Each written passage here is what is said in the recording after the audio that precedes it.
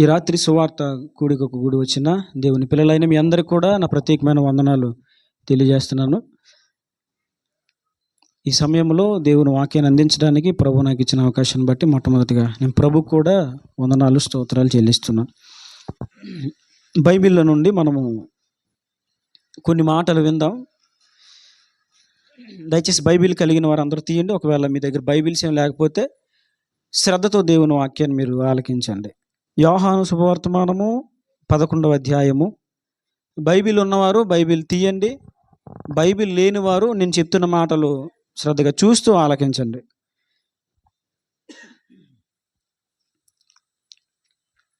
యోహాను సువార్త 11వ అధ్యాయము.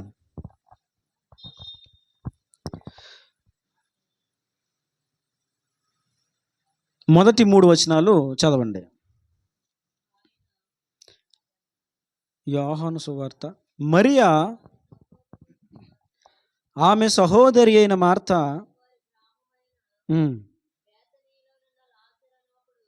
బేతనియలోనున్న లాజరు అను ఒకడు రోగి ఆయను.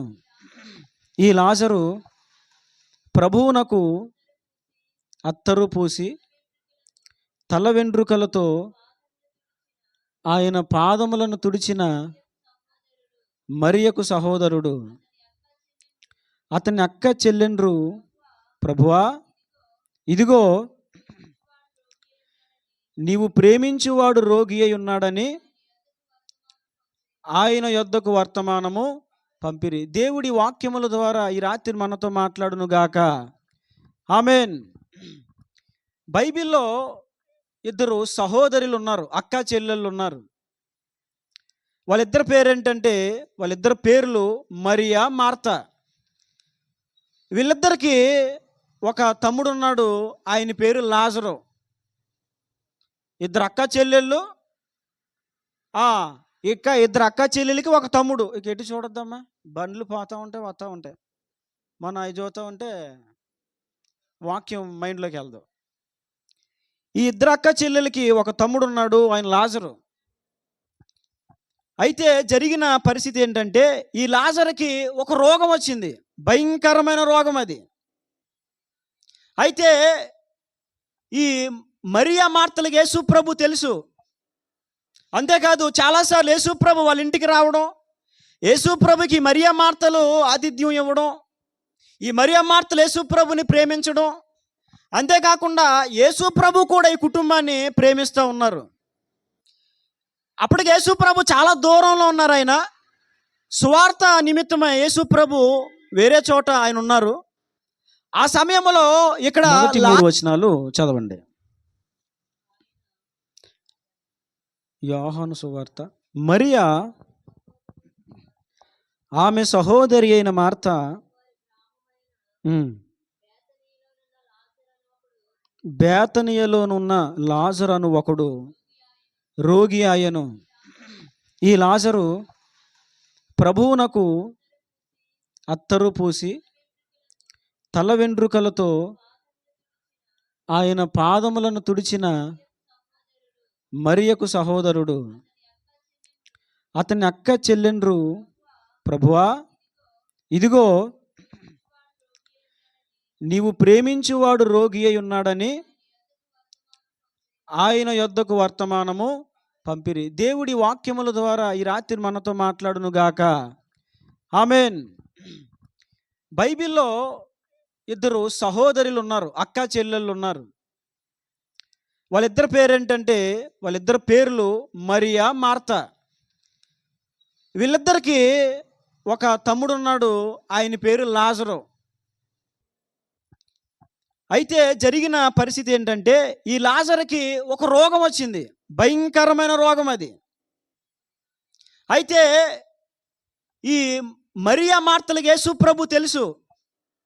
అంతేకాదు చాలాసార్లు యేసు ప్రభు వాళ్ళ ఇంటికి రావడం, యేసు ప్రభుకి మరియా మార్తలు ఆతిథ్యం ఇవ్వడం, ఈ మరియా మార్తలు యేసు ప్రభుని ప్రేమించడం. అంతేకాకుండా యేసు ప్రభు కూడా ఈ కుటుంబాన్ని ప్రేమిస్తూ ఉన్నారు. అప్పటికి యేసు ప్రభు చాలా దూరంలో ఉన్నారు. ఆయన సువార్త నిమిత్తమై యేసు ప్రభు వేరే చోట ఆయన ఉన్నారు. ఆ సమయంలో ఇక్కడ లాజరు రోగి అయిపోయాడు. ఈ అక్క చెల్లెలు ఏం చేశారంటే, యేసుప్రభు ఆయన అక్కడ ఉన్నాడు కదా, ఓసారి ఆయన కౌరంపుదాము, ఎందుకంటే ఆయన వచ్చారంటే ఇప్పుడు మనకి మరి ఇక్కడ స్వస్థత కార్యం చేస్తారు. ఎందుకు స్వస్థత కార్యం చేస్తాడు ఆయన? యేసుప్రభు స్వస్థపరిచే దేవుడు కదండి. మాట ద్వారా ఆయన తన ప్రజలను స్వస్థపరచగలిగిన వాడు, తన మాట చేత చచ్చిన వారిని కూడా లేపగలిగిన దేవుడు యేసుప్రభు. అందువల్ల వీళ్ళు యేసుప్రభుకి కౌరు పెట్టారు, అయ్యా ఇదిగో నీవు ప్రేమించేవాడు లాజరు రోగి అయిపోయాడు, బాలేదు, బలహీనుడిగా ఉన్నాడు, ఒకసారి నువ్వు వచ్చి ప్రార్థన చెయ్యయ్యా, నువ్వు ప్రార్థన చేస్తే మా తమ్ముడికి స్వస్థత వస్తుంది, నువ్వు ప్రార్థన చేస్తే వాడు రోగం పోతే అని యేసుప్రభు కౌరు పెట్టారు. విచిత్రం ఏంటంటే యేసుప్రభు వెళ్ళలేదు. ఇక ఈ సమాచారం విని కూడా చూడండి, అక్కడ రాయబడి ఉంటుంది ఒక మంచి మాట, అక్కడ మనకి కనిపిస్తుంది. 6వ వచనం చూడండి, 6వ వచనం. అతడు రోగి అయి ఉన్నాడని యేసు వినినప్పుడు తానున్న చోటనే ఇంకా 2 దినములు నిలిచెను. లాజరు రోగి అయి ఉన్నాడని కౌరు వచ్చినప్పుడు యేసు ప్రభు ఏం చేయాలి? లాజరు బాగాలేదంట, వాళ్ళు నన్ను ప్రేమించే వాళ్ళు అర్జెంట్గా వెళ్ళిపోవాలి, అక్కడ నేను స్వస్థత కార్యం చేయాలి అని ప్రభు వెంటనే వెళ్ళాలి. అయితే ఈ సమాచారము యేసు ప్రభుకి తెలిసినా కూడా తానున్న చోటని ఇంకా 2 దినములు ఆగిపోయాడు ఆయన. అంటే యేసు ప్రభుకి ప్రేమ లేదా లాజరు మీద? యేసు ప్రభుకి ప్రేమ లేదా లాజరు అన్నదమ్ముల మీద? యేసు ప్రభుకి ప్రేమ ఉంది, మరి ఎందుకు ఆగిపోయాడు? ప్రేమ ఉంది. యేసు ప్రభు ప్రేమ ఏంటో తెలుసా? యేసు ప్రభు ప్రేమ మాటల్లో వచ్చేది కాదు.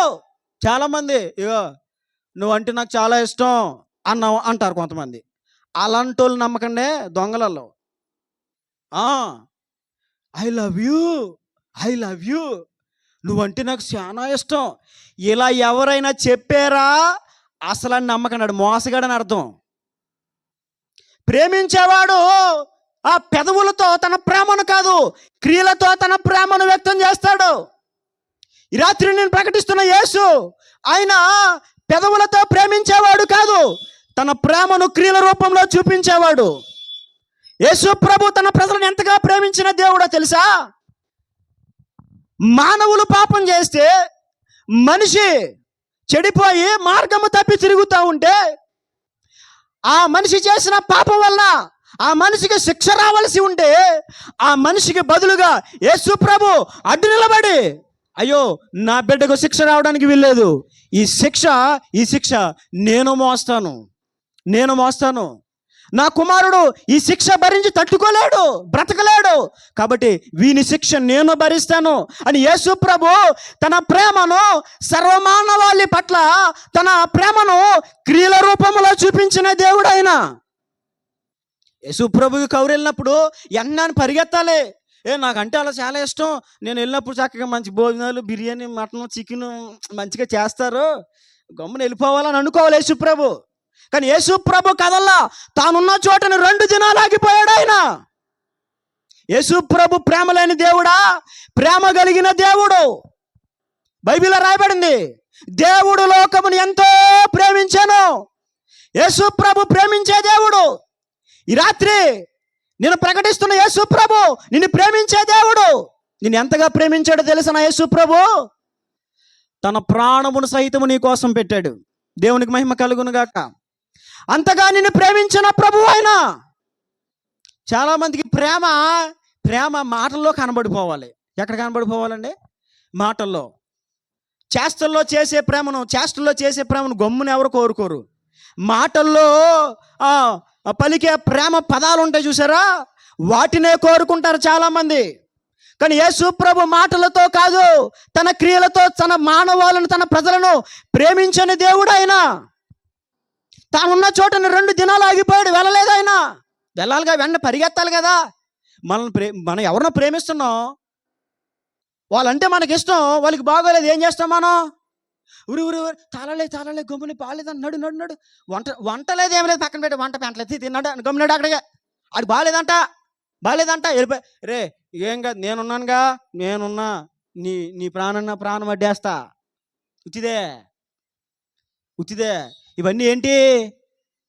పెదాలతో వచ్చే ప్రేమ సంబంధమైన మాటలు. కానీ ప్రేమ క్రియలతో చూపించేవారు తక్కువ మంది. యేసు ప్రభు తానున్న చోటనే ఇంకా 2 దినాలు ఆగిపోయాడని వెళ్ళలేదు. వెళ్ళాలి, అక్కడికి వెళ్ళి వెంటనే పరామర్శించాలి. అంటే యేసు ప్రభు ప్రేమ లేని దేవుడా? కాదు, ప్రేమ కలిగిన దేవుడైన. ఎంత ప్రేమ కలిగిన దేవుడు! మరలా నేను పరిచయం చేయవలసిన అవసరం లేదు. సర్వమానవాళి పాప పరిహారార్థమై తన పరిశుద్ధ యవ్వన రక్తము చిందించిన వాడైన యేసు ప్రభు మంచి దేవుడు. పాపాల కోసం ఎవరు పరిహారం అవ్వలేదు. ఈరోజున చాలా చోట్ల గ్రామ దోషం పోవాలని గ్రామంలో ఎవరో ఒక పసికందుని తీసుకొచ్చి, గ్రామంలో ఎవరో దొరికి వాళ్ళని తీసుకొచ్చి, ఎవరు కనబడితే వాళ్ళని తీసుకొచ్చి, అమాయకులను తీసుకొచ్చేసి గ్రామ దోషం పోవాలని బలిచ్చేస్తున్నారు చాలామంది.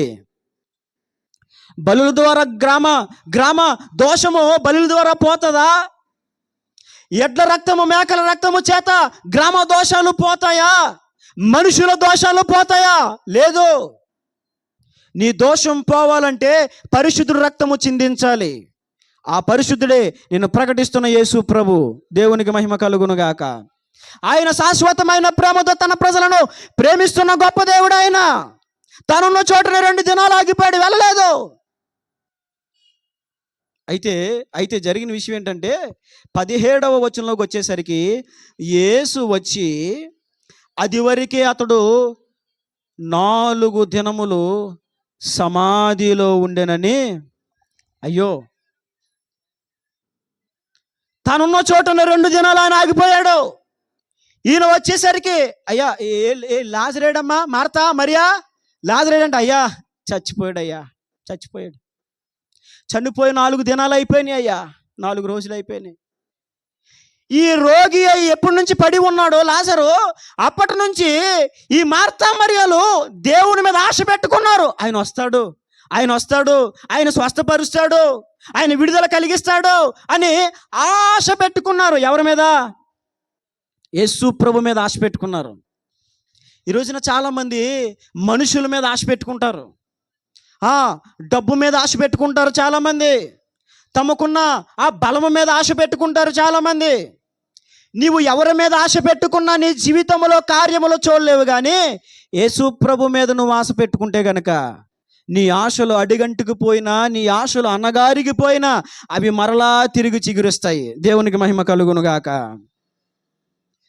వాళ్ళు చూస్తూ ఉన్నారు, యేసు ప్రభు మీద ఆశ పెట్టుకున్నారు. ఆయన వస్తాడు, ఆయన వచ్చి స్వస్థపరుస్తాడు. ఈలోపు చనిపోయే లాజరు. అయ్యో, వాళ్ళ ఆశలన్నీ అన్నగారిగిపోయినాయి, వాళ్ళ ఆశలన్నీ అడుగంటికి పోయినాయి. ఇక ఆశలేమీ లేవు. ఇంకేముంది? చనిపోయిన తర్వాత ఆశలే ఉంటాయి. మనిషి బ్రతుకుంటే కనీసం ఏదైనా కొన ప్రాణం ఉంటే ఏమో కొంచెం ప్రయత్నం చేద్దాం, కొంచెం మెరుగైన వైద్యం అందిద్దాం, కొంచెం మెరుగైన ట్రీట్మెంట్ ఏదైనా మనము అందిద్దాం, లేదా వేరే హాస్పిటల్ తీసుకెళ్దాం బెటర్ వైద్యం కోసం అని చెప్పి చాలామంది ప్రయత్నాలు చేస్తూ ఉంటారు. ఎప్పుడు ఆశలు ఎప్పుడు ఉంటాయి మనిషికి? ఒక మనిషి బ్రతుకున్నప్పుడు ఏదో ఆశలు ఉంటాయి. కనీసం కొన ప్రాణం ఉంటే ఒరే కొంచెం తీసుకెళ్దాంరా, ఐసీయూలో పెడదాం, బ్రతుకుతాడేమో చూద్దాం. కొన ప్రాణముతో ఉన్న మనిషిని ఎవరు వదిలేరు, అతను బ్రతికించే ప్రయత్నాలు చేస్తారు. ఇప్పుడు లాజరు చచ్చిపోయాడు, ఇంకా వాళ్ళకి ఆశలు లేవు. మార్తా మరియలకు ఆశలు లేవు, చచ్చిపోయాడు, పెట్టారు సమాధిలో. 4 రోజులు అయిపోయినాయి. ఈలోపు యేసు ప్రభు వచ్చి, అమ్మా ఏడి మీ తమ్ముడు లాజరేడి అంటే, చచ్చిపోయాడయ్యా, 4 దినాలు అయిపోయింది చచ్చిపోయి. నువ్వు వస్తావని ఆశ పెట్టుకున్నావు, కానీ మా ఆశలన్నీ ఆశలు అయిపోయినాయి. నువ్వు వస్తావని ఎదురు చూసాం, కానీ నువ్వు రాలేదు. మా తమ్ముడు చచ్చిపోయాడయ్యా, నీ కోసం కనిపెట్టుకున్నావు, నీ కోసం ఎదురు చూసామయ్యా, ఇక మాకు ఆశ ఏమీ లేదు. బ్రతుకుంటూ నువ్వేదో చేసేవాడివి, కానీ చచ్చిపోయాడయ్యా, అదిగో సమాధిలో పెట్టేశాం అని వారు తమ బాధను వ్యక్తం చేస్తున్నారు. అప్పుడు ప్రభు అన్నారు, ఎక్కడ పెట్టారు? అయ్యా ఇదిగో అయ్యా చూడండి అయ్యా అని తీసుకెళ్తే అప్పుడు ప్రభు అంటారు, అది రాతితో తొలిపించినటువంటి ఒక సమాధి, గుహలా ఉండి దానికి ఒక రాయి దొర్లించి పెట్టారు అడ్డుగా. ప్రభు అన్నారు వచ్చి, ఆ రాయిని తీసేయండి అన్నారు ప్రభు ఆ రాయిని తీసామంటే ఈవిడంటది, చూడండి 39వ వచనంలో రాయబడిన మాట చదవండి. యేసు రాయి తీసివేయడని చెప్పగా చనిపోయిన వాని సహోదరి అయిన మార్త, ప్రభువా అతడు చనిపోయి 4 దినములైనది గనుక ఇప్పటికే వాసన కొట్టునని ఆయనతో చెప్పాను. ఆశలేమి లేవు, చనిపోయి 4 దినాలు అయిపోయింది. యేసుప్రభు అంటాడు, రాయి తీయమంటాడు. ఈవిడంటది, అయ్యా చనిపోయి 4 రోజులు అయిపోయింది, అయ్యా చనిపోయి 4 రోజులు అయిపోయింది. వాసన కొడతాడు. మనిషి చనిపోయిన తర్వాత ఒక రోజు ఉంచుతాం, ఇక కొంచెం ఎందుకో తెలుసా, ఆ బాడీ ఉబ్బిపోతూ ఉంటుంది. అంతేకాదు ఆ బాడీ నెమ్మదిగా స్మెల్ వస్తూ ఉంటుంది. 4వ రోజు అనేసరికి అప్పటికే ఆ శరీరం కొంచెం కుళ్ళి పురుగులు పడతా ఉంటాయి. అలాంటి పరిస్థితి. కానీ యేసుప్రభు అంటారు, ఆ రాయి తీసే, ఆ రాయి తీయండి. ఇవిడు అంటది, అయ్యా ఛాన్స్ లేదు, ఆశలు పెట్టుకున్నాం ముందు, ఇప్పుడు మాకు ఆశలు లేవు, బ్రతుకుతాడనే ఆశలు లేవు. ఈ రాత్రి వాక్యం వింటున్న ఎవరైనా సరే దేనికోసం ఆశ పెట్టుకున్నారో నాకు తెలీదు. ఒకవేళ మీ కుటుంబంలో చితికిపోయినటువంటి మీ పరిస్థితులను బట్టి ఇక ఆశ వదిలేసుకున్నారేమో, నా జీవితం ఎక్కడితో అయిపోయిందని. మీకున్న అప్పులు బట్టి నా జీవితం ఎక్కడే అయిపోయిందని ఒకవేళ ఆశ వదిలేసుకున్నారేమో. మీ శరీరంలో ఉన్న మీ రోగాన్ని బట్టి ఒకవేళ మీ జీవితం మీద మీకున్న ఆశలు మీరు వదిలేసుకున్నారేమో. అయ్యా ఇక లేదయ్యా, నా బతికి అయిపోయింది, డాక్టర్లు చెప్పేశారు, నువ్వు బతకమని చెప్పేశారు. కొన్ని రోగాలు ఎలా ఉంటాయంటే మరణకరమైన రోగాలు. ఆ రోగం వచ్చిందా, మరణకరమైన రోగాలు అంటే ఏంటండి, ఎయిడ్స్, క్యాన్సరు, ఇంకా చెప్పాలి, తెలుసు కదా మరణకరమైన రోగాలు. ఇంకేంటండి, మాట్లాడరేటండి, కోపంగా చూస్తున్నారు నా వంక.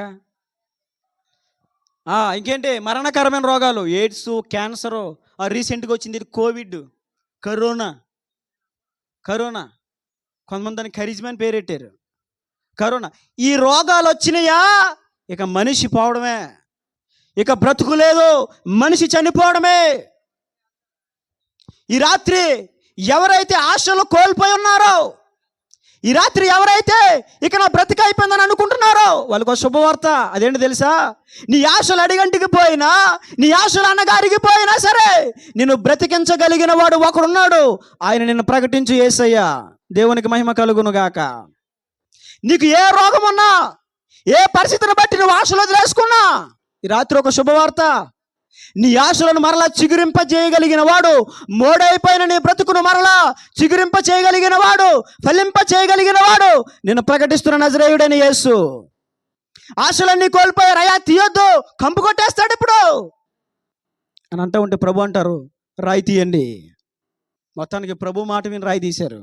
అప్పుడు ప్రభు అన్నారు, లాజరు బయటికి రా.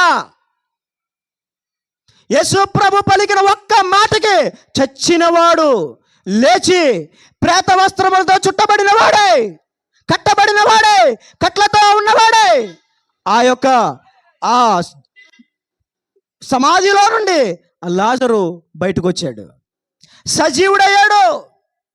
చనిపోయి 4 దినాలైంది, ఆశలేమీ లేవు. ఇలాంటి సందర్భం యేసు ప్రభు ఆ సమాధి దగ్గరికి వెళ్ళి చచ్చిన వాడిని తన మాట చేత లేవని తీసాడు ఆయన. దేవునికి మహిమ కలుగును గాక.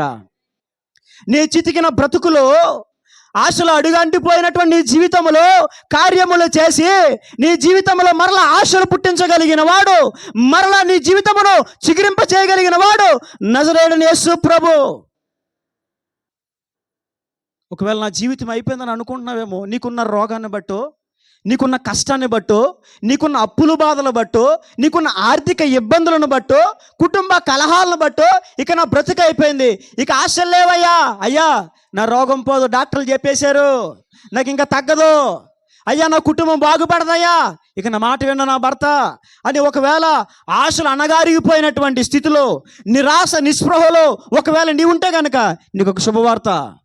చనిపోయిన వ్యక్తిని దేవుడు తిరిగి లేపినవాడు, చనిపోయిన లాజరును మరలా బయటికి రమ్మని పిలిచి సజీవునిగా చేసినవాడు, చచ్చిన వారికి జీవమునిచ్చువాడు, చనిపోయిన వారిని మరలా తిరిగి లేపగలిగిన వాడు నేను ప్రకటిస్తున్న యేసు ప్రభు.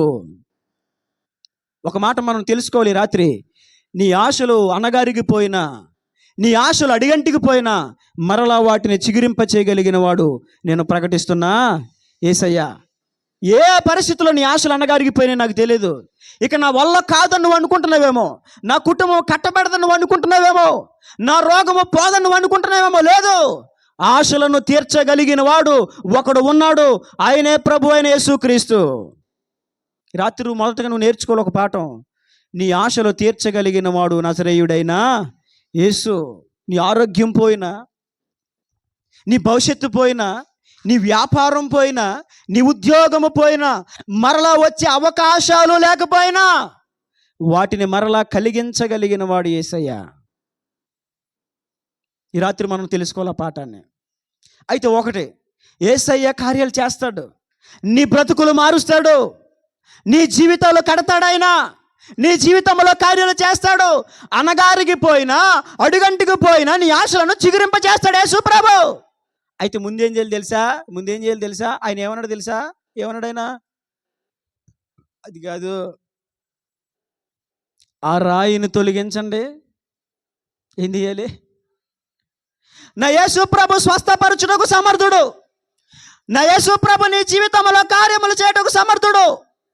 నా యేసు ప్రభు లేని వాటిని ఉన్న వాటిగా చేయటకు సమర్థుడు. నీ జీవితం చితికిపోయినా, మోడైపోయినా మరలా ఫలింప చేయటకు నా దేవుడు సమర్థుడు. అయితే నువ్వేం చేయాలి తెలుసా? ముందు రాయి తీయాలి. ఏం తీయాలండి? రాయి ఫస్ట్ ఏమన్నాడు ఆయన? నువ్వు రాయితీ, నేను చూసుకుంటాను సంగతే. కంపు లేదు, ఇంపు లేదు, ముందు రాయితీవయ్యా, రాయితే. ఇలా అంటారు, వద్దు వాసన వాసన వాసన వచ్చేస్తాడు, వాసన తీయముందా రాయితే. ఈరోజు మనం ఏం చేయాలి తెలుసా? మన జీవితాల్లో కార్యాలు జరగాలంటే, మన జీవితంలో ఆశీర్వాదములు మనం చూడాలంటే, చితికిపోయిన నీ బ్రతుకు మరలా చిగురించాలంటే, నవనూతనముగా చేయబడాలంటే ముందు రాయి తీయాలి. ఏం తీయాలి? అడ్డుగా ఉన్న రాయి తీయాలి. యేసు ప్రభు అద్భుతం చేయాలంటే, లాజరును పిలవాలంటే, లాజరు రా బయటికి అని ప్రభు అనాలంటే రాయి తీయాలి. అడ్డుగా ఉన్న రాయి ఏదైనా దాన్ని ఏం చేయాలా? తీయాలి. అంటే ఏం చేయాలి? ముందు దేవుని కార్యం చూడాలంటే అడ్డు తొలగించుకోవాలి. ఏం తొలగించుకోవాలి? ఎప్పుడైతే అడ్డును తొలగించుకుంటామో ఆ దినమున, ఆ క్షణమున దేవుని కార్యములను మనం చూస్తాం. నువ్వెవరు అయినా పర్వాలేదు, ఏ భేదము లేదు. దేవుని నుండి నువ్వు కార్యము చూడాలనుకుంటే, ఆయన కార్యములు చేసే దేవుడు, స్వస్థపరిచే దేవుడు, అద్భుతాలు చేసే దేవుడు, ఆశ్చర్య ఘనమైన కార్యములు చేయగలిగిన దేవుడు ఆయన. అయితే ఒకటి, అడ్డు తీయాలి, రాయను తొలగించాలి. అందుకే దేవుడు అంటాడు ఒక చోట, చూడండి బైబిల్లో మీకు ఒక వాక్యాన్ని జ్ఞాపకం చేస్తాను.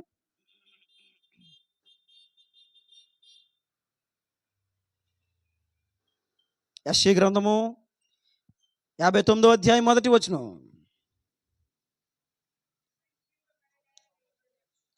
రక్షింపబడనేరకయున్నట్లు, చాలా జాగ్రత్తగా వినండి ఆ వచనాన్ని. యెహోవా హస్తము కొరచ కాలేదు,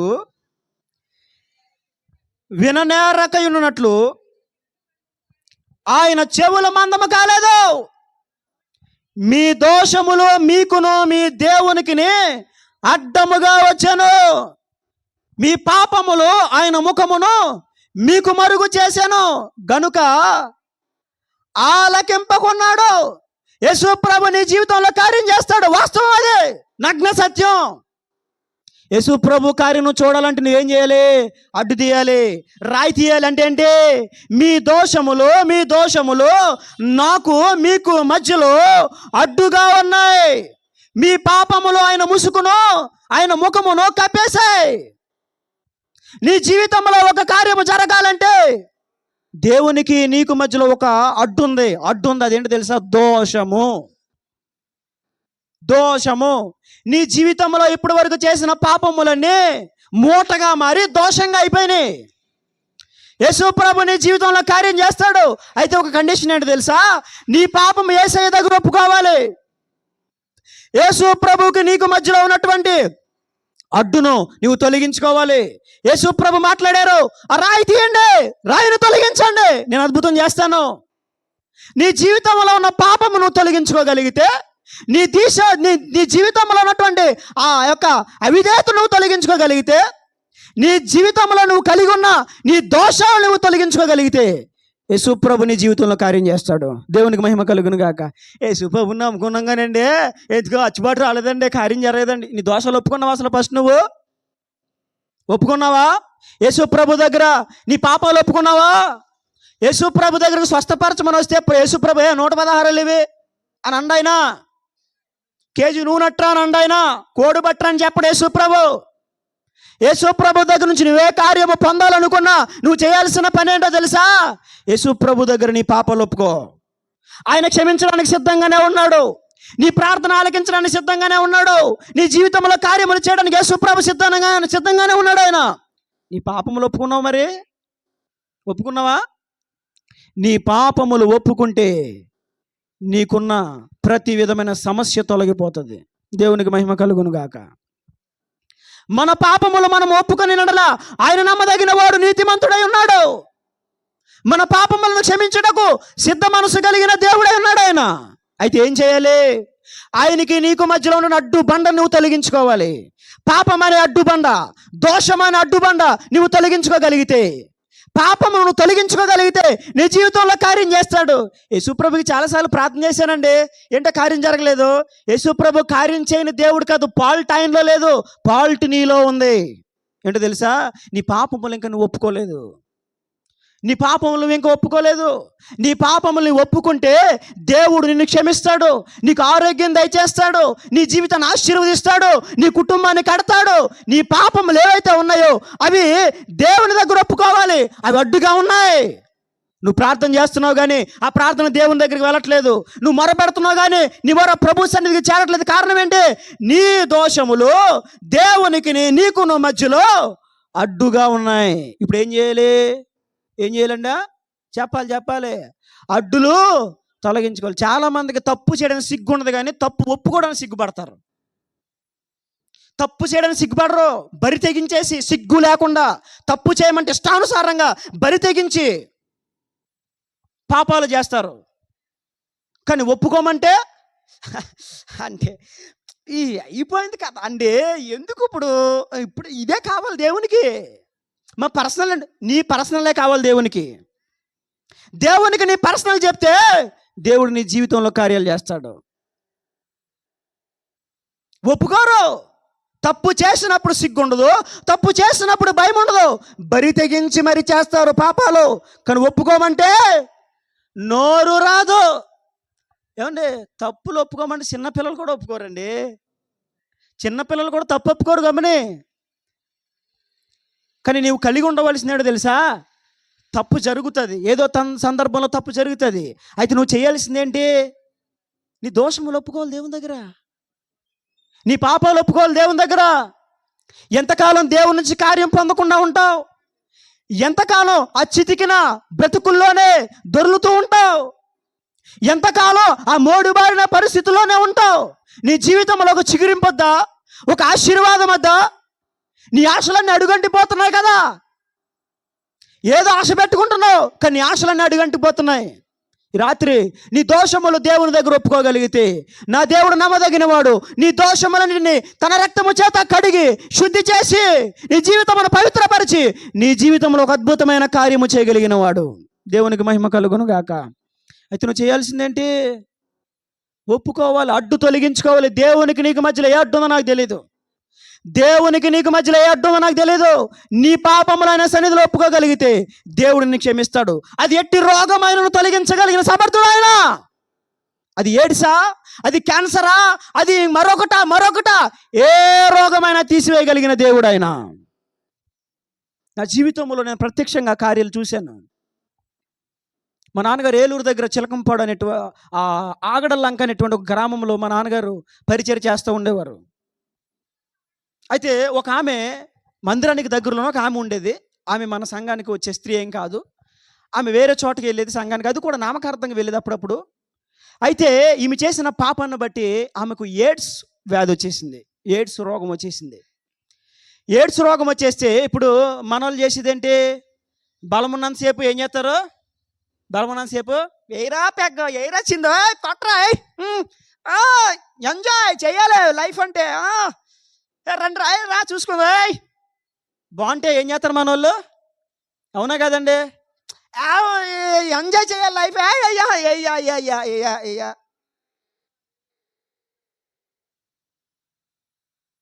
నేను చిన్నప్పుడు చదువుకుంటాకి వెళ్తే ఒక చోట మా ఫ్రెండ్ ఇంటికి వెళ్ళాను. మా ఫ్రెండ్ ఇంటికి ఆడు నేను మాట్లాడుకున్నాను ఇంటికాడ కూర్చొని. వాళ్ళ అమ్మ లోపల ఉంది. ఆయన ఎవరో వచ్చారు ఇటు నుంచి వచ్చి వాళ్ళ అమ్మని కేకేశాడు, ఏమ్మా ఇలారా అని కేకేశాడు. ఆవిడ వచ్చింది. ఆయన అన్నాడు, మీ ఓడేంటి మీ కొడుకు అక్కడ మిల్లి సందులో తిరుగుతున్నాడు చీకట్లోని అని అన్నాడు. ఆయన సైకిల్ వేసుకుని అక్కడక్కడ టచ్లు ఆడుతున్నాడు చీకట్లోని, ఇక్కడక్కడ ఎలా తిరుగుతున్నాడు. మీ ఓడు ఏం చేస్తున్నాడు అక్కడ అని అన్నాడు ఆయన. ఈ తల్లి ఏం చేయాలండి? ఈ తల్లి ఏం చేయాలి చెప్పండి అమ్మా, ఏం చేయాలి? ఏం చేయాలి? రే ఆ మిల్లి సందులో తిరుగుతున్నా ఏంట్రా, అక్కడ ఏం పని నీకు చీకట్లోనే? బుద్ధి జ్ఞానం లేదండి, టయానికి ఇంటికి రావాలని తెలీదా అని తిట్టాలా అమ్మా? తిట్టాలా? ఈవిడ అంటది, ఈవిడి అమ్మా తల్లికోదన్నం మీకు గదిలే. ఆవిడ అంటదే, ఇప్పుడు కాకపోతే ఎప్పుడు తిరుగుతారు పిల్లలు అంటుంది ఆవిడ. తల్లండి, సాక్షాత్తు నేనే విన్నా నా మాటలు. తల్లి ఏమన్నాలు, రే బుద్ధి జ్ఞానం లేదంట్రా, ఆ చీకట్ల పని ఏంట్రా నీకా? ఎదవ కాన 4 సీపురు కట్టి తిరగేసి 4 తగిలితే రేపొద్దున ఇంటికి రాలేదు టైంకే మళ్ళీ అంటే బాగుంటుంది. ఇప్పుడు కాకపోతే ఎప్పుడు తిరుగుతారు? తిరుగుతాడు. వెళ్ళాడు, ఒక అమ్మాయి ప్రేమించాడు. ఇలా ఉంటాయి పరిస్థితులు, ఎలా ఉంటాయి. బుద్ధి చెప్పినా జ్ఞానము చెప్పినా వినేవారు లేరు. ఒకవేళ వినేవారున్నా చెప్పేవారు లేరు. అర్థమవుతుందండి? ఈవిడ అంటది, ఇప్పుడు కాకపోతే ఎప్పుడు తిరుగుతారు అంటే ఏంటి? లైఫ్ ఎంజాయ్ చేయాలి. ఒకసారి హాస్పిటల్కి వెళ్తే ఒక ఆయనకి ప్రమాదం జరిగింది. ప్రమాదంలో ఆయనకి కొంచెం దెబ్బలు తగిలినాయి. అర్థమవుతుందా? దెబ్బలు తగిలితే ఆ డాక్టర్ గారు అంటాడు, ఎరా తాగేరా పర్లేదా? ఏమాదరా తాగే పర్లేదా? అవన్నీ కామలేలారా? ఎవరు? డాక్టర్ గారండి. నాకు ఆశ్చర్యం వేసింది. ప్రమాదం జరిగిందే మద్యం తాగినందుకు. అర్థమవుతుందా? ప్రమాదానికి కారణమే త్రాగుడుతనం, ఆ త్రాగుబోతు, ఆ యొక్క డ్రింకింగ్ వల్లే. ఏం చెప్పాలి డాక్టర్ గారు? రే 4 రోజులు బతకరా కొంచెం సుఖంగానే అని చెప్పాలా? అది మానేసుకోరని చెప్పాలా? కామలేరా పర్లేదు. ఇలా ఉన్నారు ఈ రోజున పరిస్థితి లోకంలోనే. ఇలాగే సపోర్ట్ చేయడం, కానీ వారిని క్రమశిక్షణలో పెట్టి తిన్నమైన మార్గంలో నడిపించే వాళ్ళు లేరు ఈ రోజున. అర్థమవుతుందండి? తిన్నమైన మార్గం నడిపించే వాళ్ళు లేరు. చేయాలి, లైఫ్ అంటే ఎంజాయ్ చేయాలి. తిరిగేసి అయిపోయాక ఇప్పుడు ఏదైనా రోగం వచ్చిందాక అప్పుడు బైబిల్ పట్టుకొని అప్పుడు ప్రభువా నన్ను బ్రతికిస్తే నేను నీ సేవ చేస్తాను. ఎప్పుడండి? ఎప్పుడు ఈ మాటలు? అంత రోగం వచ్చేసాక దేవా నువ్వు నాతో మాట్లాడు, నాకు స్వస్థత ఇవి, అయ్య బాబా దేవా ఏసయ్యా. ఇక మందిరం పట్టుకుని వదలరాక, గుడి నట్టుకుని వదలరాక. ఇప్పుడు దాకా ఏం చేసావు నువ్వు? ఇష్టానుసారంగా అంటే లైఫ్ అంటే ఎంజాయ్ చేయడం అన్నట్లుగా చాలామంది భావిస్తున్నారు. ఆమెకు రోగం వచ్చేసింది, ఎయిడ్స్ వ్యాధి వచ్చేసింది, బలహీనమైపోయింది, మనిషి సన్నగా అయిపోయింది. ఆమె మందిరానికి వెళ్ళేది, అక్కడే ఆగడాలంకలోనే. ఇవి యథార్థంగా జరిగినాయి సుమా, కట్టు కథలు కాదు, ఇవి బుర్ర కథలు కాదు, యథార్థంగా జరిగిన సంఘటనలు. ఆమె ఒక మందిరానికి వెళ్ళేది. ఇప్పుడు ఏం చేస్తుంది? ఆరోగ్యం పోయింది కదా, అమ్మా నీకు హెచ్ఐవి సోకేసింది, నువ్వు బతకడం కష్టం అనేసరికి గుండె దడట్టేసుకుంది. గుండె దడట్టుకోగానే ఎవరు గుర్తొచ్చారు? యేసు ప్రభు యేసు నా రక్షక నసగు కన్నులు నాకు నిరతమునే నిన్ను చూడా. ఇప్పుడు వస్తుంది పాట. పట్టుకుని బయలుదేరింది. ఇప్పుడు అక్కడికి వెళ్ళిపోయింది. ఎక్కడికి? మందిరం దగ్గరికి వెళ్తే జరిగిన విషయం ఏంటో తెలుసా? ఆ మందిరంలో ఈవిడ కూర్చుంటే ఈవిడ కూర్చున్న చోట చుట్టుపట్ల కూర్చున్న మనుషులు లెగిసిపోతున్నారు. ఆమె ఒక చోట కూర్చుంటే ఆమె చుట్టూ ఎవరు కూర్చోవట్లేదు. ఎందుకని తెలుసా? రే ఏడ్స్ వచ్చేసినారు బాబు, దీన్ని గాలి సోకి మనకు వచ్చేస్తారా బాబు, రే లేకండి రా, రే ఏమే లేగే ఏమే మన వాళ్ళు అనుకుంటారు కదా, ఏమే ఉసే ఏమే లేకు వీళ్ళందరూ లేచిపోతున్నారు చుట్టుపక్కల. ఈవిడ ఒక్కటే మిగిలిపోయింది. అందరూ వదిలేశారు. ఆశలన్నీ అన్నగారిపోయినాయి. నీ రోగం తగ్గిపోతలే, ఏం కంగారు పడకనే వాళ్ళు లేడు. అలాంటి బలహీన పరిస్థితులు అయ్యా ఇంటికి వచ్చి ప్రార్థన చేయడం మొదలుపెట్టిన ప్రభువా, నన్ను ఎవరు చూడట్లేదయ్యా. ఈ రోగం చూడగానే అందరూ దూరం అయిపోయారయ్యా. మందిరంలో కూడా నా పక్కన ఎవరు కూర్చుంటలేదయ్యా. నిన్ను ఎరిగిన వారు ప్రేమ కలిగిన వారని నాకు తెలుసయ్యా. నిన్ను ఎరిగిన వారు ప్రేమిస్తారని విన్నాను, కానీ నీ మందిరానికి వెళ్ళిన చుట్టుపక్కల అందరూ లేచిపోతున్నారు ప్రభువా అని కన్నీళ్లు కార్చి ప్రార్థన చేస్తూ ఉంటే, యథార్థంగా జరిగింది సుమా. కన్నీళ్లు కార్చి ప్రార్థన చేస్తూ ఉంటే ఈమె ఇల్లు ఇలా ఉంటుంది, ఇలాగే సేమ్ ఇలా ఉంటుంది ఈమె ఇల్లు. ఆ కనుచూపు మేరలోనే మా నాన్నగారి మందిరం ఉంటుంది. ఆ కనుచూపు మేరలో ఇలా ఇల్లు ఆవిడది ఇలా ఉంటుంది, ఇలా రోడ్డు ఉంటుంది. ఆ కనుచూపు మేరలో అటువైపు కుడివైపున మందిరం ఉంటుంది. ఈవిడ అలా ఏడుస్తూ ప్రార్థన చేసుకుని పడుకుంది. పడుకుంటే ఒక కల అవుతుంది. ఆ కల్లో ప్రభు స్వయంగా ఆమెతో ఒక మాట మాట్లాడారు. అమ్మా, అదిగో పాలు గారు చర్చికి వెళ్ళి, మా నాన్నగారు పాలు గారు, మా నాన్నగారు పాలరాజు అని పేరు మా నాన్నగారిది. పాలు గారు చర్చికి వెళ్ళు, అక్కడ పరిచర్య చేయి. తుడిచి పని ఉంటే తుడిచి పని, కడిగి పని ఉంటే కడిగి పని, అక్కడ ఏ పని ఉంటే ఆ పని, పరదాలు ఎత్తాల్సి వస్తే పరదాలు ఎత్తే పని, ఏ పని ఉంటే ఆ పని చేయి అక్కడ అని ప్రభు మాట్లాడారు. ఆమెకి మెలకు వచ్చేసింది. వెంటనే ప్రభు నాతో మాట్లాడారని చెప్పి తెల్లవారే వచ్చింది మా నాన్నగారి దగ్గరికి. అయ్యా, రాత్రి నేను అలా పడుకుంటే కల అయింది, పాలుగారి దగ్గరికి వెళ్ళి మందిరంకి వెళ్ళు, నేను స్వస్థపరిచిన ప్రభు చెప్పారయ్యా, అందుకు వచ్చిన. మంచిదమ్మా రామ్మ అని అంటే వచ్చింది. నమ్మకంగా పరిచయం చేసేది, తుడిచేది. అలాంటి బలహీన పరిస్థితుల్లోనే అదే తుడిచేది, అక్కడే కడిగేది, చేపలన్నీ ఎత్తేది. అన్ని గోతులు అయిపోతే అక్కడ ఫ్లోరింగ్ ఉండేది కదా. ఇప్పుడు మా నాన్నగారు చర్చిలో ఫ్లోరింగ్ ఏమి ఉండేది కాదు. ఓన్లీ ఇది కంకర్ ఉంటుంది కదండి, గ్రావెల్ అంటాం కదా మనం, అదే ఉండేది. అవి గుంటలు పడిపోయిన చోట నీట్గా పేడతో అలికి చక్కగా నీట్గా ఎప్పటికప్పుడు ముస్తాబు చేస్తూ ఉండేది ఆవిడ. అలా పరిచయం చేస్తుంది. అలా చేస్తూ చేస్తూ చేస్తూ చేస్తూ నెమ్మదిగా ఆరోగ్యం పొందుకుంది. ఎయిడ్స్ వ్యాధి పోయింది.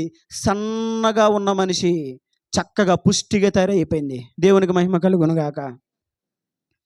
యథార్థ సత్యం ఇది, యథార్థ సాక్ష్యం ఇది. యేసు ప్రభు దగ్గరకు వస్తే నీ పాపములు, నీ రోగములు దేవుడు తీసేస్తాడు. అయితే నువ్వేం చేయాలి? నీకు ఆయనకి మధ్యలో ఉన్న అడ్డుగోడ తొలగించుకోవాలి. అడ్డుగోడ అంటే ఏంటి? నీ దోషాలు ఒప్పుకోవాలి దేవుని దగ్గర. ఎప్పుడైతే నీ దోషములు ఒప్పుకొని దేవుని సన్నిధిలో ప్రార్థన చేస్తావో అప్పుడు మన ప్రభువు నమ్మదగిన వాడు. నీకు స్వస్థత, నీకు విడుదల, నీకు ఆశీర్వాదము, నీకు దీవెన కలగజేస్తాడు ఆయన. రాత్రి నేను ప్రకటిస్తున్న యేసు అడిగంటికి పోయిన, అనగారికి పోయిన నీ ఆశలను చిగురించుటకు సమర్థుడు. దేవునికి మహిమ కలుగును గాక. రెండవ మాటలో నేను వెళ్ళిపోతాను, చూడండి. లూకా సువార్త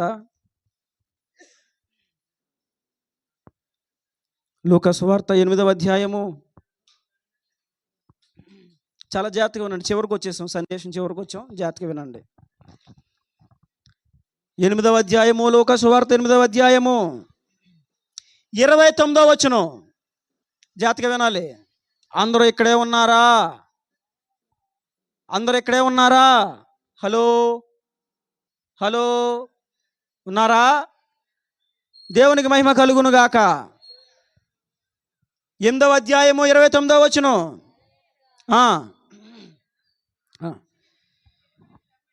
ఆ మనుష్యుని విడిచి వెలుపలికి రమ్మని ఆ అపవిత్రాత్మగా ఆజ్ఞాపించాను. అది అనేక పర్యాయములు వానిని పట్టుచూ వచ్చెను గనుక వానిని గొలుసులతోనూ కాలి సంకెళ్లతోనూ కట్టి కావలి అందుంచిరి. కానీ చూడండి, వాడు బంధకములను తెంపగా దెయ్యములు వాడిని అడవిలోనికి తరుముకొని పోయెను. బైబిల్లో ఒక వ్యక్తి ఉన్నాడు, దురాత్మలు పట్టినవాడు. ఆ వ్యక్తి ఇంట్లో ఉండవలసిన వాడు, తల్లిదండ్రుల చెప్పు చేతలో ఉండవలసిన వాడు, మంచిగా బట్టలు కట్టుకుని బ్రతకవలసిన వాడు. మాట్లాడితే అరణ్యాల్లోకి వెళ్ళిపోతున్నాడు, సమాధిలోకి వెళ్ళిపోతున్నాడు. ఆయన తీసుకొచ్చి మళ్ళీ ఇంట్లో ఆడుతున్నారు, మళ్ళీ వెళ్ళిపోతున్నాడు. ఏమండి, ఏం చేస్తున్నాడు? బాగా చెప్పావు. దేవునికి మహిమ కలుగును గాక. God bless you. ఎడబోతున్నాడండి? వాడికి దయ్యం పట్టేస్తుంది. అక్కడ రాయబడిన మాట ఏంటంటే, బంధకములను తెంపగా దయ్యములు వానిని అడవిలోనికి తరుముకొని పోయాను. గెరాసీను అనేటువంటి ఒక దేశము, ఆ దేశములో దయ్యములు పట్టిన వాడు ఒకడున్నాడు. వాడు ఇంట్లో నివాసం చేసేవాడు కాదు, ఇంట్లో చక్కగా బుద్ధిగా కూర్చునేవాడు కాదు. వాడు ఎంతసేపు వెళ్ళిపోయేవాడు. కారణం ఏంటంటే ఆ దెయ్యాలు వాడిని తీసుకెళ్ళిపోతున్నాయి. ఏమైపోతున్నాయండి? దెయ్యాలు వాడిని తీసుకెళ్ళిపోతున్నాయి. ఈ గెరాసేను దేశంలో ఎంతోమంది ఆ వ్యక్తిని కొంచెం కంట్రోల్ చేద్దామని చూశారు, కానీ అతడు కంట్రోల్ అవ్వట్లేదు. ఒరే ఇంటికాడ ఉండరా, కూర్చోరా ఇంటికాడ. కొంతమంది ఉంటారు, ఎక్కడికి వెళ్ళకే, మిమ్మల్ని కాదు, రే ఎక్కడికి వెళ్ళకో కూర్చో అని అంటాం. వింటాడాడు. ఈరోజు పిల్లలు అంటున్నారా, ఇలా కూర్చోండిరా అంటే ఇలా కూర్చున్నట్టు కూర్చుంటాడు అంతే. నువ్వు కన్ను మూసి రెప్ప తెరిచిలో వెళ్ళిపోతాడు, కూర్చోడాడు. ఈ వ్యక్తిని కూర్చోబెట్టాలనుకుంటున్నారు కానీ కూర్చోవట్లేదు. కారణం ఏంటి తెలుసా? జాగ్రత్తగా వినండి. వినేసిందే కదా అనుకోద్దు. కొత్త పాఠం. వీడు పద్దాక వెళ్ళిపోతున్నాడు. కారణం ఏంటి తెలుసా? దెయ్యములు వాడిని ఏం చేస్తున్నాయి? తీసుకెళ్ళిపోతున్నాయి. ఏమైపోతున్నాయి? కొంతమంది వాళ్ళ కంట్రోల్లో వాళ్ళు ఉండరు. అవునా కదా? కొంతమంది వాళ్ళ కంట్రోల్లో వాళ్ళు ఉండరు. మరి ఏ కంట్రోల్లో ఉంటారు? మందు తాగిన వాడు మత్తు కంట్రోల్లో ఉంటాడు. అర్థమవుతుందా? వాడు ఇంటి నుంచి మందు షాప్కి వెళ్ళే ముందు ఒకసారి నేను పరిచర్య కోసం వేరే చోటకి వెళ్తే, నూజివీడి ప్రాంతం వెళ్తే, అక్కడ మేము తిరిగి వచ్చేసేటప్పుడు అక్కడ పరిచయం అయిపోయింది. తిరిగి వచ్చేస్తున్నాం, ఆటో ఎక్కాము. ఇద్దరు ఎక్కారండి, లుంగి పంచులు కట్టుకుని పెద్దోళ్ళు ఎక్కారండి. పెద్దోళ్ళు ఆ ఆటోలో వీళ్ళకి తెలిసిన ఎవరు ఉన్నారు. రే ఎక్కడ పోతున్నారా, రే మామ ఎక్కడ పోతున్నారా అంటే ఇలా అంటున్నారు, బంకు కాడికి అన్నారు. బంకు కాడికి నేను అనుకున్నాను పెట్రోల్ బంక్ అనుకున్నాను. బంకు కాడికి వెళ్తున్నా, బంకు కాడికి అన్నారు. వాళ్ళు కూర్చున్నాక వాళ్ళు వాటం చూశాను. మరి దేవుడిచ్చిన కృపావారమే అనుకుంటాను. అది కొన్ని మొఖాలు చూస్తే వాళ్ళు తాగారా లేదా తాగుబోతులుగా తెలిసిపోతుంది నాకు. అందరి గురించి కాదు సుమా, కొంతమంది అర్థవుతుందా? ఈయనకి అందరూ తెలిసిపోతారండి అని చెప్పేసి అందరి దగ్గర తీసుకొచ్చేయగలను సుమా. కొంతమంది నేను గమనించగలుగుతాను. అర్థవుతుందా? వీళ్ళని చూసేసరికి వీళ్ళ మొఖాలు చూసి రే వీళ్ళు డొక్కు బ్యాచ్లా ఉన్నారు, మందు బ్యాచ్లా ఉన్నారు అనుకున్నాను నేను. ఈలో బంక్ వచ్చింది. ఏ బంకు? పెట్రోల్ బంక్ కాదు. ఏ బంకు? మందుబాబులు ఆ బంకు. బాబు అన్నాడు. ఎలా చూశాను?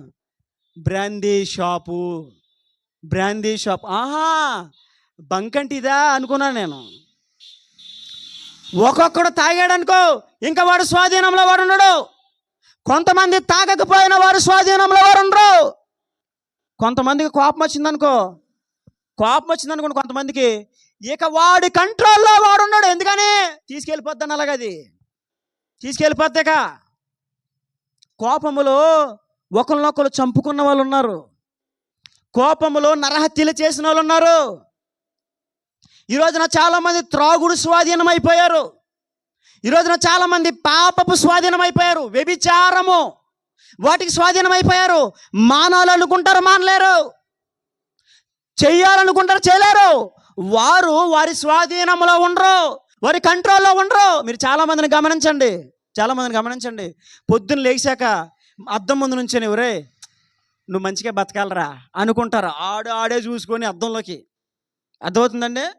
వాడే చెప్పుకుంటాడు అద్దంలో చూసుకొని, రే నువ్వు మంచిగా బతకాలరా, బయటికి వెళ్తావు జాతకుండే, అమ్మాయి జోలికి పోకు, నువ్వు అమ్మాయి జోలికి పాకరాయి, నీ పని ఏదో నువ్వు చక్కబెట్టుకుని వచ్చి అనుకుంటాడు వీడి ఇంటికాడా.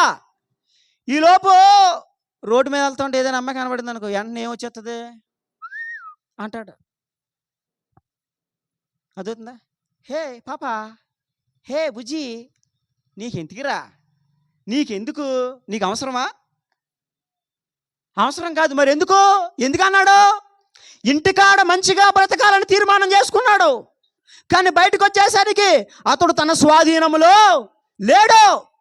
ఒక పాపము కోసమే నేను మాట్లాడట్లేదు. చాలామంది తమ స్వాధీనంలో ఉండరు.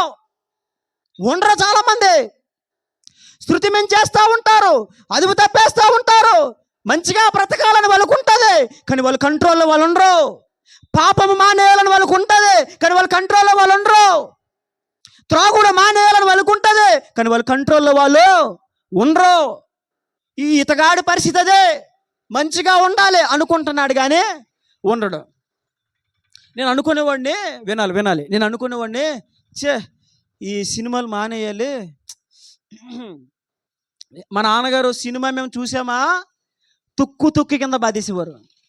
సినిమా టీవీ దగ్గర మేము కనబడ్డామా ఇంకా అయిపోయింది. ఇక వాలీబాల్, ఫుట్బాల్, క్రికెట్ ఇక అన్నీ కలిపి మిక్సింగ్ ఆడేసేవారు ఇక మమ్మల్ని. అదవుతుందండి. కనుక అరే ఎందుకురా బాబు దీనివల్ల దెబ్బలు అయినా సినిమా మనకి ఎందుకు, సినిమా చూడడం మానేయాలి అని నేను తీర్మానం చేసుకున్నాను చాలాసార్లు, ఒకసారి కాదు చాలాసార్లు. ఉంటామా? లేదు, కంట్రోల్లో లేదు బాడీ. ఈ రోజున చాలామంది కంట్రోల్ ఉండదు. అబ్బాయి వంక చూడకూడదు అనుకుంటారు, చూస్తారు. అమ్మాయి వంక చూడకూడదు అనుకుంటారు, చూస్తారు. పాపం చేయకూడదు అనుకుంటారు, చేస్తారు. అబద్ధాలు మాట్లాడకూడదు అనుకుంటారు, మాట్లాడేస్తూ ఉంటారు. అమ్మో నేను దేవుని ప్రభు పెట్టను కదా, నేను అసలు అబద్ధాలు మాట్లాడకూడదు అనుకుంటారు. కానీ ఏం చేస్తారు? ఊరికనే వచ్చేది అబద్ధం, మళ్ళీ చాలా స్పీడ్గా వచ్చేది అబద్ధం. అంటే ఏంటి? నీ నోరు నీ కంట్రోల్లో లేదు, నీ చూపులు నీ కంట్రోల్లో లేవు, నీ ఆలోచన ఆ శైలి, నీ ఆలోచన విధానము నీ కంట్రోల్లో లేదు. మరి ఎవరి కంట్రోల్లో ఉంది? సైతాన్ గడి కంట్రోల్లో ఉంది. నేను అనుకున్నావాడిని టీవీ చూడకూడదు, వద్దు మనకి సినిమాలు మనకొద్దు, మానేశాను. లేదు నేను చూడండి ఇక. Okay right. తర్వాత కొన్ని రోజులు పోయిన తర్వాత కటింగ్ షాప్కి. ఎక్కడికండి? కటింగ్ షాప్కి. ఆడు కటింగ్ వేసేవాడు, కట్టివాడు. ఏది కడతాడు కదా, ఇప్పుడు మా బబ్బులు వేసుకొచ్చాడు కటింగ్ ఈరోజు. కడతారు కదండి, అది కట్టేసి కూర్చో, బుర్రకాయ కింద కట్టు. కటింగ్ వేసినట్టు గమనించావు నువ్వు? ఇలా అంటారు, బుర్రకాయ ఇలా ఉంచాలి. నువ్వు ఇలా పెట్టినప్పుడు ఏం చేయాలి? అలా లేపాలి. అంతేకాని నేను ఉంచుతాను కటింగ్ అయితే లేకపోతే వెళ్ళిపో అంటే నువ్వు వెళ్ళిపోరా బయటికి అంటాడు. ఆడు బుర్ర ఎలా అట్టమంటే నువ్వు అలా అట్టాలి. గడ్డం గీసిన పైకి లేపో అన్నప్పుడు ఇలాగ ఉండాలి. అంతేగాని పాటలు ఎట్టేసుకొని అన్నావు అనుకో, ఈలోపు బ్లేడ్ ఇలా చిరిగిపోద్ది. అవునా కదా? వాడు ఇలా గీసినప్పుడు కనుక నువ్వు ఇయర్ ఫోన్స్ పెట్టుకొని అన్నావు అనుకో, ఇలా 2 చీరికలు పడిపోతాయి. అదవుతుందండి. ఆ కటింగ్ వేసేవాడు నాకు బుర్రకాయ ఎలా దించేవాడు. వీడు సరి కటింగ్ వేయచ్చు కదా నాకు. ఈయన ఏం చేసేవాడు తెలుసా? నాకు ఎదురుగానే టీవీ ఏంటదే, అది పైన ఎట్టివాడు టీవీ. నా బుర్రకాయ ఎలాగా వీళ్ళు పాటలు వచ్చి బన్నీ జారుతుంది సున్ని చూసుకో మరి, ఇక అది ఇది పాటలు వస్తూ ఉండే. వీడు బుర్ర కిందకి ఎడితే గుడ్లు మాత్రం పైకి లేపి ఆడు మళ్ళీ ఇలాగనివాడు, మళ్ళీ నేను మళ్ళీ ఇలాగనివాడు. అసలు ఉండేది కాదు. ఇంటి దగ్గర ఏమనుకునేవాడిని, మానేయాలి సినిమాలు చూడటం, మంచిగా బ్రతకాలి దేవుని కోసం. పాపము చూడని మనము, పాపము చేయని మనము పాపమును ఎందుకు చూడాలి? పాపము జోలికి పోని నేను పాపమును ఎందుకు చూడాలి అనుకొని తీర్మానం చేసుకున్న నేను మరలా దాని వైపు చూసేవాడిని. అబద్ధాలు మాట్లాడకూడదు అనుకునేవాడిని, మరలా అబద్ధాలు మాట్లాడుతూ ఉండేవాడిని.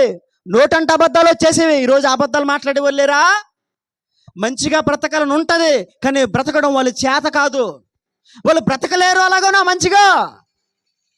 కారణం ఏంటి తెలుసా? అక్కడ రాయబడింది కదా, ఏమని రాయబడింది? దెయ్యములు వాని అడవిలోనికి తరుముకొని పోయాను. అంటే వాడి స్వాధీనంలో లేడు.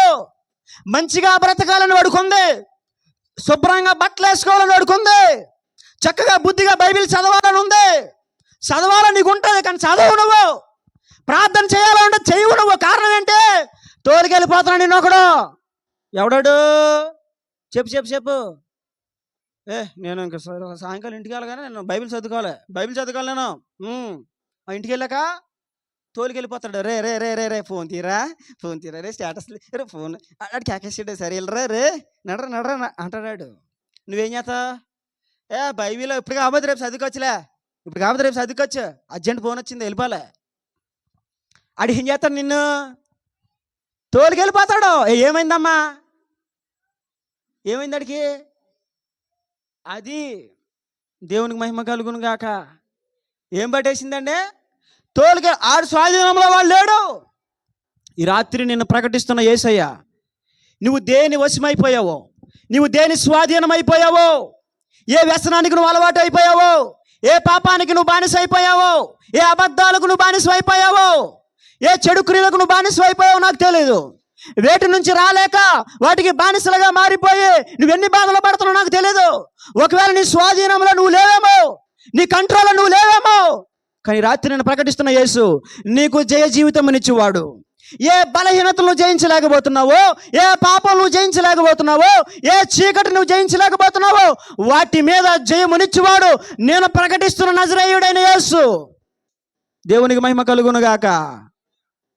ఒకప్పుడు చూపుల్లో జయం లేదు నాకు, ఒకప్పుడు మాటల్లో జయం లేదు నాకు, నా శరీరం మీద నాకు జయం లేదు, కానీ రోజున నా దేహము పైన, నా చూపుల పైన నాకు జయమిచ్చాడు నా యేసయ్య.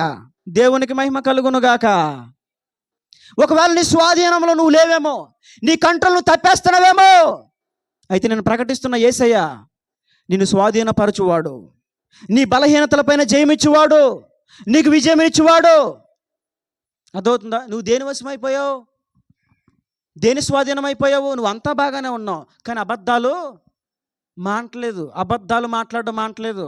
నువ్వంతా బాగానే ఉన్నావు, కానీ చెడు మాటలు, బూతు మాటలు మాట్లాడడం మానలేదు.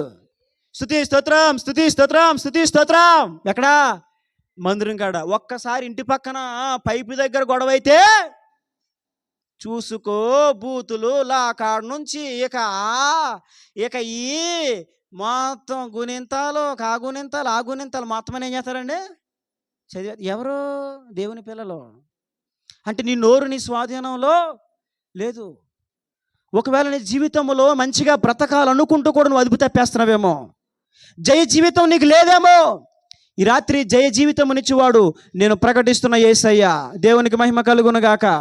నేను ప్రకటిస్తున్న యేసయ్య నీకు ప్రతి వ్యసనం పైన జయమునిస్తాడు ఆయన. ఈ రాత్రి నేను ప్రకటిస్తున్న యేసయ్య ప్రతి పాపము పైన నీకు జయమునిస్తాడు. ఈ రాత్రి నేను ప్రకటిస్తున్న యేసయ్య నీకున్న ప్రతి బలహీనత మీద జయమునిస్తాడు. ఈ రాత్రి నేను ప్రకటిస్తున్న యేసయ్య ప్రతి అపవిత్రత మీద నీకు జయమునిస్తాడు. ఒకసారి ఆయన నీ హృదయంలో చేర్చుకుంటావా? చెప్పాను కదండి, మరియా మార్తా వాళ్ళ తమ్ముడైనటువంటి లాజరు చనిపోయాడు. కానీ అప్పటికే సమాధిలో పెట్టబడిన తర్వాత 4 దినాలకు వెళ్ళినప్పటికీ కూడా యేసయ్య లాజరును పిలిచి, లాజరు బయటికి రా అనగానే చచ్చిన వాడు సజీవుడై తిరిగి వచ్చాడు. కారణం ఏంటి తెలుసా? రాయి తొలగించారు కాబట్టి వారి జీవితాల్లో వాళ్ళు కార్యాలు చూశారు. అంతేకాదు వారు యేసు ప్రభుని ప్రేమించేవారు. ఎవరాళ్ళు? యేసు ప్రభుని ప్రేమించేవారు. ఇట్టి కార్యములు నువ్వు చూడాలంటే, అన్నగారికి పోయిన నీ ఆశలు, అన్నగారికి పోయినటువంటి నీ యొక్క కోరికలు మరలా చిగురించాలంటే, నీ జీవితానికి ఒక జయ జీవితము కలగాలంటే, అపజయాలను విజయాన్ని నువ్వు చూడాలనుకుంటే కనుక నీ దోషాలు తొలగించుకో. అంతేకాదు యేసు ప్రభుని ప్రేమించు. ఎవరిని ప్రేమించాలి? యేసు ప్రభుని ప్రేమించాలి. చాలామంది యేసు ప్రభు అంటే ఆయన తక్కువ కులస్తుడు దేవుడని, ఫలానా కులానికి చెందినవాడని చాలామంది అనుకుంటారు. లేదు, యేసు ప్రభు మంచి దేవుడు, చాలా చాలా చాలా మంచి దేవుడు ఆయన.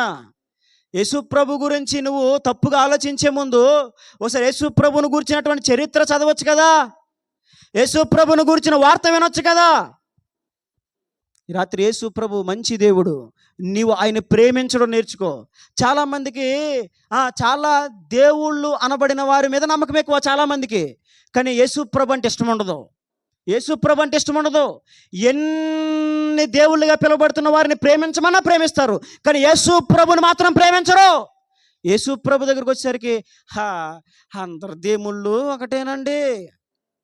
అందరి దేవుళ్ళు ఒకటి కాదు, యేసయ్యే దేవుడు.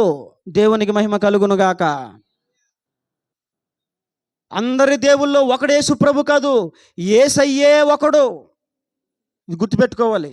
చాలామంది అనుకుంటారు, చాలామంది హృదయంలో అభిప్రాయం అదే, యేసు ప్రభు అంటే ఏదో ఒక చెడ్డ ఆలోచన, చెడ్డ అభిప్రాయం. లేదు, యేసు ప్రభు గురించి నువ్వు చదువు చరిత్ర, ఎవరి దగ్గరైనా విను. యేసు ప్రభు చాలా మంచి దేవుడు. ఇంకొక మాట చెప్పాలంటే, యేసు ప్రభు లాంటి మంచి దేవుడు ఈ సర్వ భూ ప్రపంచంలో ఎవ్వరునూ లేరు. దేవునికి మహిమ కలుగును గాక. చాలా మంచి దేవుడు ఆయన. ఇప్పటి వరకు నువ్వు యేసు ప్రభుని అపార్థం చేసుకున్నావేమో, ఇప్పటి వరకు యేసు ప్రభును చెడుగా ఆలోచించుకున్నావేమో. యేసు ప్రభు చాలా మంచి దేవుడు ఆయన. ఒక్కసారి యేసు ప్రభు గురించి తెలుసుకో. ఎన్నో మందిని, ఎన్నో దేవీ దేవతలను ఆరాధిస్తున్నారు కదా, ఎంతోమంది దేవుళ్ళని పూజిస్తున్నారు కదా. ఒక్కసారి యేసు ప్రభుని కూడా ఆరాధించవచ్చు కదా. ఎంతోమంది గురించి తెలుసుకుంటున్నారు, మరి యేసు ప్రభు గురించి కూడా ఒకసారి తెలుసుకోవచ్చు కదా. అక్కడే చాలామంది విఫలమైపోతూ ఉంటారు, అక్కడే చాలామంది ఆగిపోతూ ఉంటారు. లేదు, ఒక్కడుగు ముందుకేసి యేసు ప్రభు గురించి తెలుసుకో. యేసు ప్రభును ప్రేమించాలంటే ముందేం చేయాలి? తెలుసుకోవాలి. పాపం కాదండి. యేసు ప్రభుని ప్రేమించాలంటే ముందు ఆయన కోసం తెలుసుకోవాలి. నువ్వు తెలుసుకుంటే ఆయన ప్రేమించకుండా ఉండలేవు. నువ్వు ప్రేమించడం మొదలు పెడితే యేసు ప్రభు నీ జీవితాల్లో కార్యాలు చేయకుండా ఉండలేడు. కాబట్టి రాత్రి నేను ప్రకటిస్తున్నాను, నీ ఆశలు అడిగంటికి పోయినా, నీ ఆశలు అన్నగారికి పోయినా మరలా చిగురింప చేయగలిగిన వాడు నా యేసు ప్రభు. అయితే ఒక నియమం, ఒక కండిషన్, నీ దోషములు నీవు ఒప్పుకోవాలి. అంతేకాదు, నీకు ఏ విషయంలో జయము కావాలన్నా, ఏ విషయంలో నీవు విజయమును చూడాలన్నా, నీవు నీ స్వాధీనం లేకుండా ఏవేవో వేటి స్వాధీనం అయిపోతున్నావేమో, వాటి స్వాధీనము కాకుండా నీ స్వాధీనంలో నువ్వు ఉండాలి. ఒక జయ జీవితమును జీవించాలనుకుంటే గనక ఈ రాత్రి యేసు ప్రభు నీకు జయ జీవితమునిచ్చేవాడై ఉన్నాడు. ఆయన దగ్గరికి రా, ఆయన నామమున ప్రార్థన చేయి, ఆయన నీకు జయ జీవితమునిస్తాడు. అనగారికి పోయిన నీ యొక్క ఆశలు, మోడు బారిపోయినటువంటి జీవితాలను మరలా ఆయన తిరిగి చిగురింపజేస్తాడు. దేవుడి మాటలు మన వినికిలు దీవించి ఫలింపచేయునుగాక. ఆమేన్. మోకరించండి, ప్రార్థన చేసుకుందాం.